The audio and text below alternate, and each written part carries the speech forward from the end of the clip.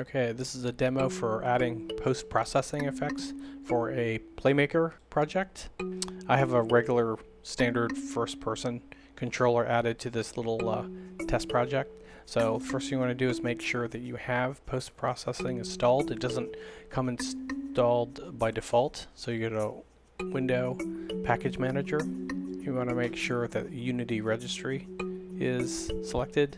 I already have a filter here, but there's all of them, but I search for post-processing and it's right here. I already have it installed, but if you don't, just go and click this and then do install. That should install everything you need. What you want to do now is under assets, you want to create a post-processing profile. So now that it's installed, it'll recognize it under create. Will be something called post-processing profile. You want to do that first. I'm just going to call this JS post-processing profile, and you can tell it's all installed correctly if you get this cool little icon now. And then under our first person controller, we're just going to actually create a game object by right-clicking here and doing create empty, and let's call this post-processing effects. Okay, and under inspector for our new empty object, we're going to add a component.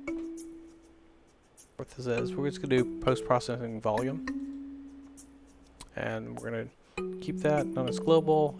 Set your blend distance to something, otherwise it won't work. You do 5 or 10. And that's just the distance away it's going to trigger the effects for you. And wait, I think this is all fine. Okay, now that once that's all done, it doesn't have a profile yet, so you're just going to drag the new profile you made. Whoa. Going to drag that post-processing profile that we made into this. Just like that.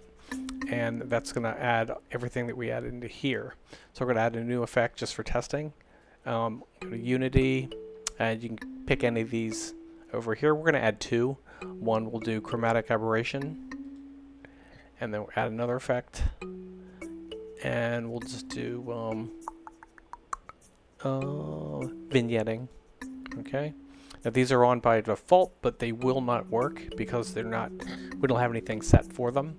So we'll just do click intensity, crank that up just to make sure we can see it.